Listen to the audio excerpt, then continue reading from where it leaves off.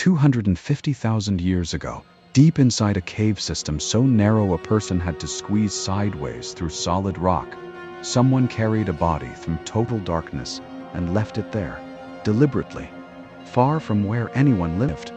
No writing existed yet, no cities, no religion as we'd recognize it today. And yet, someone still made that impossible journey, carrying the dead into the earth on purpose. Why would anyone do that? This isn't folklore. It's one of the strangest, most debated discoveries in modern paleoanthropology, and it points to something far bigger than a single burial. Because the moment humans started treating a dead body as something worth protecting, hiding, or honoring, rather than something to simply walk away from, may mark the exact edge where basic survival ends and human consciousness, in the fullest sense, begins. What follows is the evidence, the arguments, and the case that still keeps scientists up at night. The story starts in South Africa, inside the Rising Star Cave system, where researchers led by paleoanthropologist Lee Berger uncovered the remains of Homo naledi, a small-brained, primitive relative of modern humans, deep within a chamber, accessible only through an extremely tight, difficult passage. The location itself raised immediate questions. Bodies don't wash into spaces like that by accident, and the bones showed no signs of predator damage or water transport. Berger's team argued this pointed to deliberate placement, possibly the oldest known example of intentional burial behavior, predating even our own species by a wide margin. Not every researcher agrees.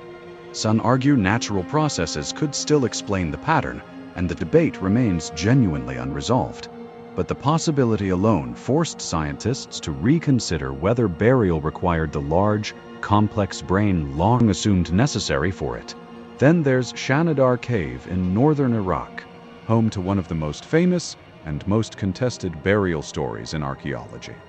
When researchers excavated a Neanderthal skeleton there in the 1960s, they found unusually high concentrations of flower pollen surrounding the body, and the idea of a Neanderthal flower burial captured public imagination almost instantly. It suggested something startlingly familiar: grief, ceremony, perhaps even tenderness, expressed by a species long dismissed as brutish.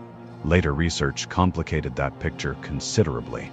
Some scientists proposed the pollen may have arrived through burrowing rodents rather than human hands, and for decades the flower burial theory sat in scientific limbo, neither fully confirmed nor fully dismissed.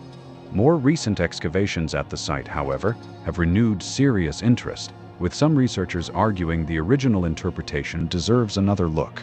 The truth is, nobody currently knows for certain. And that uncertainty itself tells you something important about how difficult it is to reconstruct intention from bones and pollen alone. So, why bury the dead at all? Scientists studying this question generally circle around a few competing explanations, and none of them cancel the others out. The most practical theory suggests burial simply controlled disease and discouraged scavengers drawn toward a decomposing body near a living space. A hygiene solution disguised as ritual. It's plausible, grounded in basic self-preservation, but it struggles to explain cases involving deliberate positioning, symbolic objects, or locations far from any settlement, details that serve no practical purpose whatsoever. The symbolic theory goes further, suggesting burial reflects an emerging belief in something beyond physical death, an early concept of an afterlife, or at minimum, a sense that a person's identity didn't simply end when their body stopped moving. This is where grave goods become critical evidence. Tools, jewelry, pigment, buried alongside a body only make sense if the living believed the dead still needed them, somewhere, somehow. And that leads to arguably the most breathtaking case in the entire record. Sungir, in Russia, dated to roughly 34,000 years ago. 2 children were buried there, laid head to head, covered in an almost unimaginable quantity of hand-carved ivory beads, estimated to represent thousands of hours of skilled labor. Alongside them lay ivory spears, a carved human figurine, and ornaments clearly reserved for status few in that community could have held in life. Researchers studying the site believe these children likely hadn't earned this status through personal achievement, given their age. Instead, many argue this points to something remarkable for its time. Inherited status, meaning identity, value, and belonging, had become concepts that extended beyond a single lifetime, embedded deeply enough in this society to accompany a child into death itself. Stand in that moment for a second. Grieving parents, or an entire grieving community, dedicating an almost incomprehensible amount of time and skill, not toward survival, not toward food or shelter, but toward honoring two children who could give nothing back in return. That's not instinct alone. That's meaning, deliberately constructed, aimed at something beyond the visible, physical world. And this is where the real significance of burial finally comes into focus. It isn't really about the dead at all. It's about what burial reveals concerning the living, minds capable of imagining a future beyond the body, capable of assigning permanent value to a person who no longer breathed, thought, or moved.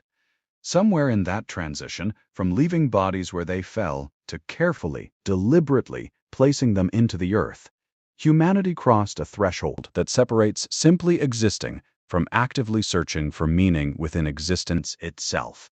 That instinct never left us. Strip away thousands of generations, remove the ochre, the ivory beads, the flowers debated for half a century, and the core impulse remains exactly the same today. We still gather, we still mark graves, we still leave something behind, flowers, photographs, small personal objects, for people who can no longer see them. Not because logic demands it, because somewhere far back, an ancestor knelt beside a body in the dark and decided that a person's story shouldn't simply end the moment their heart did. If this kind of evidence-driven look into ancient human behavior fascinates you, there's likely more waiting beneath the surface of these stories. The next mystery might already be sitting quietly in a cave somewhere, waiting for someone curious enough to go looking.